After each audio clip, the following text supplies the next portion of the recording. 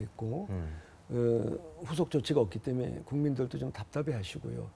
그래서 이제 유라시아 경제연합이라는 게 있습니다. 러시아, 카자흐스탄, 키르기스탄, 벨라루스, 아르메니아 요 나라는 그 무관세 동맹입니다. 네. 아예 국경 개념이 없습니다. 한 나라로 한 나라로 됩니다. 예. 거기에 우리가 편입이 된다면 아. 우리 고도화된 이 포화상태 산업화 우리 제품이 그냥 들어갈 수 있잖아요. 활로를 찾는 예, 거네요. 관세 때문에 어려운데 네. 이제 그걸 추진해야 되고 그게 만약 어렵다면은 유라시아 경제연합과 우리가 FTA 네. 예, 좀 어떻게 세율을 조정한다든지 이렇게 하고 또 거기에 들어가지 않은 중앙아시아, 우즈베키스탄을 비롯해서 중앙아시아, 몽골 여기와 또 FTA를 빨리 해서 그래야 경제 영토가 넓어지는 거죠. 그러나 그거에 성공하기 위해서는 또 하나 있습니다. 시베리아 철도의 요금이 특별 요금으로 내려줘야만 우리가 해상으로 가는 것보다 훨씬 빠르고 운송비의 부담도 줄고요. 운송이 부담이 줄어야 되는데 네. 그래서 저는 그 철도 요금을 코리아 바운드 한국에서 오고 가는 거에 대해서는 아주 특별 레이트를 해달라. 이거를 지난번 트루트네프 부총리 갈루시카 극동개발부 장관 7명의 주지사가 왔을 때도 제가 제안을 했습니다. 네. 근데 그 부총리도 아주 좋은 아이디어라고 그러면서 저한테 또 장관을 통해서 답변이 이 전체 요금표 테리프를 내리면은 일본, 중국도 똑같은 혜택 아니냐. 우리는 한국과 손잡고 하고 싶으니까 한국만 하고 그 중에서도 진출하는 기업을 얘기해 주면 우리가 개별로 내려주겠다. 아, 예. 그러면서 쌍용 자동차 그 예를 들어서 네. 운임을 아주 대폭 내려주고 있습니다. 이게 이루어져야만 우리가 그 유라시아 이니셔티브의 그 소기의 목적을 달성하고 우리 한국 경제의 또 비전이고 재도약할 수 있고 네. 북한하고도 동반 성장을 시켜서 통일을 앞당길 수 있는 예. 그런 국가적인 좀 아젠다라고 보고 그렇게 제가 제안을 하고 뭐 좋은 반응을 뭐 얻었지만은 궁극적으로 정부 베이스에서 이제 네네. 서명이 돼야 되니까요. 실질적 후속 조치를 위해서 정부가 이제 좀 바삐 움직여야 될 것 같습니다. 네, 저도 그렇게 생각합니다. 그렇군요.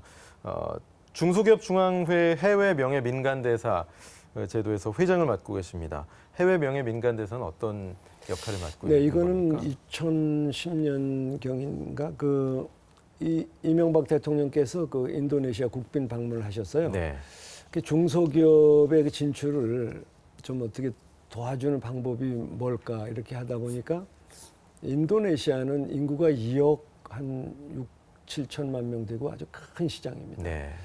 그러다 보니까 거기 미리 진출해서 성공한 중소기업들, 뭐 한국도자기라든지 여러 기업들이 좀 어떻게 진출하고자 하는 중소기업인들의 무료 상담과 그 멘토, 노하우 전수. 이런 거를 좀 하면 어떻겠냐. 그래가지고 그때 이제 김기문 중앙회장하고 이명박 대통령께서 그 아이디어를 낸 게 우리를 그 민간 명예 대사라고 하자. 네. 중소기업. 그렇게 시작이 돼갖고 지금 28개국으로 확대가 됐고요. 뭐 아프리카, 중동, 브라질까지 다 있고요. 한 48명이 봉사를 하고 있습니다. 예. 근데 지난번에 또 제가 좀 나이가 많아서 그런지 그 좀 회장 맡아달라 그래서 회장을 맡아 있고요. 예. 풍부한 뭐, 경험 때문에 네, 그러시겠죠. 그런 것 같습니다. 네. 여기에서도 저희가 그 중소기업의 글로벌화, 예. 또 청년 창업, 글로벌 청년 창업, 또 청년 취업 이런 거를 우리가 좀 적극적으로 도와주고 또 인턴십도 활용해서 그 대학 졸업한 분들의 그 체험을 쌓도록 하자 이렇게 해서 우리가 사이트도 만들고 하고 있습니다. 그렇군요. 또 말씀하셨던 이제 아프리카 쪽 네. 미래 땅이라고 불리잖아요. 그렇습니다. 예. 아프리카의 마다가스카르 공화국의 주한 경기도 명예 영사로 민간 외교 네. 역할을 또 톡톡히 하고 계십니다. 네. 마다가스카르 공화국은 어떤 곳입니까? 예, 마다가스카르 공화국은 지도에 보시면 아프리카에서 분리가 된 그 대륙 섬입니다. 네. 우리 남북한의 3배가 넘고요. 예. 아주 비옥한 땅인데 이분들은 그 아프리카라고 불리는 것보다는 아시아로 들어오고 싶어합니다. 아, 그리고 그래요? 실제 예. 그 인종도 그 아프리카 고유의 그런 분들이 아니고요. 네. 말라가시족 그래가지고 말레이시아, 인도네시아 그 중간 그런 우리 예. 모습을 하신 분들이에요. 네네. 그리고 아주 피부 색깔도 아주 새까맣지도 않은데 이분들은 그러니까 굉장히 온순하고 거기서 뭐 그렇게 크게 무슨 폭동이 나거나 그런 건 없습니다. 네. 그래서 이제 이 나라는 근데 그 불란서의 그 지배를 받았어요. 예. 그리고 이제 독립이 되면서 우리는 사실 모르고 있는데 불란서 말은 하는 나라만의 올림픽이 따로 있습니다. 네. 그걸 프랑카폰 올림픽이라고 하는데 네네. 1997년에 이 마다가스카르가 이걸 스폰서를 하게 돼 있었어요. 예. 호스트를 하는데 그 자동차가 없고 그래가지고 참 그 어렵다는 말을 듣고 제가 그 찾아오신 한국 분한테 그 현대차 엑셀 20대를 기증을 했습니다. 네. 아무 조건이 없죠. 그냥 드린 거예요. 네, 그랬더니 예. 그 나라에서는 대통령부터 이렇게 조건 없이 주는 사람은 처음이고 그나마 한국에서는 이게 처음이다. 예. 그래서 그분을 초청 좀 해보라. 그래서 제가 아니 나는 그냥 보내드리고 이제 저도 바쁘니까 예. 우즈베키스탄도 가야 되고 했는데 어떤 마음으로 보내드린 그때 겁니까? 이제 그 마음의 배경은 제가 예. 참 이 자리에서 말씀드리자면은 저는 어떠한 기회에 그 역술인 심진송 있지 않습니까? 네네. 그 김일성 사망을 주석이 사망 일과 예견했던. 시간을 맞췄죠. 네네. 그분이 이제 책을 쓴 게 있는데 그걸 읽으면서 제가 참으로 그 감명 받은 게 본인한테 이렇게 계시해 주는 분은 뭐 사명대사나 이런 아주 큰 분인데 네. 앞으로 그 한국과의 인연이 아프리카니까 네. 이 젊은 사람들은 아프리카에 관심을 가져라. 아. 그때만 해도 아프리카가 막 그 우리가 굶어서 이렇게 배가 나온 어린이 모습은 전부 아프리카였어요. 기아에 시달리는. 네네. 뭐 예. 그랬지만은 앞으로 이게 비옥한 땅이 되고 하니까 한국과 인연이 맞다. 네. 그래서 국가의 운을 자꾸 얘기해 준다는 겁니다, 그분은. 그래서 제가 너무 관심이 있고 한번 뵈려고 전화하니까 6개월 후에 전화하라고 그래요. 그래서 예, 이야기 꽉 아니, 찼군요. 6개월 후에 전화를 하면은 그때 네. 또 기다릴 거 아닙니까? 그 지금 네. 예약을 받아달라. 네네. 그랬더니 한 3개월 후에 연락이 와서 한번 예. 카페했어요. 뭐 그런 국가의 운에 대해서 그렇게 얘기해 주신다고 그러고 저에 대한 얘기는 별로 안 하시더라고요. 그래서 별로 그랬는데 그 양반이 또 책을 또 쓰시고 또 네네. 사보고 해서 제가 아프리카에 관심을 갖고 그때만 해도 아프리카는 뭐 에이스가 많고 그래갖고 예. 미국 사람들은 갈 때 자기 피를 빼서 아이스박스에 담아갑니다. 혹시 상처가 나면 자기 거로 맡겠다. 예, 예. 이래서 제가 야, 어떻게 아프리카를 접근하나 이렇게 했었는데 마침 그 마다가스카르에 그런 기회가 와서 저는 그 심진성 여사 그 말을 염두에 두고 내가 이 정도는 그냥 스폰서 해주겠다 했는데 네. 대통령 초청으로 갔고요. 그러면서 이제 명예영사도 맡아달라. 네. 가보니까 그 대통령궁의 그 김일성 주석궁의 축소판으로 김일성 주석이 그걸 지어줬어요. 무료로. 예. 그리고 그 나라 자원이 많은데 그 사금을 1년에 65톤을 파갔습니다. 아, 예. 65톤이면 큰 돈이죠. 네. 그렇게 아주 북한하고 뭐 형님 아우 지냈는데 음. 그 나라가 이제 민주화되면서 예. 축출이 됐다가 다시 또 컴백을 해서 대통령이 재선되셨어요. 아, 그분이. 예. 네. 그래서 그때 인연이 돼가지고 이게 참으로 이 중요한 유망한 나라인데 그래서 제가 계속 맡아서 하고 있고 SBS에서 그 정글의 법칙이 2주 동안 거기서 현지 로케가 돼가지고 방영이 그랬군요. 됐는데 많은 예. 분들한테 알려졌어요. 네네. 거기 가면 모든 뭐 관광 체험, 뭐 어드벤처서부터 모든 걸 다 하지 않습니까? 아이들에겐 애니메이션 네네, 영화 애니메이션도 제목으로 있고. 알려졌고요. 그래서 예.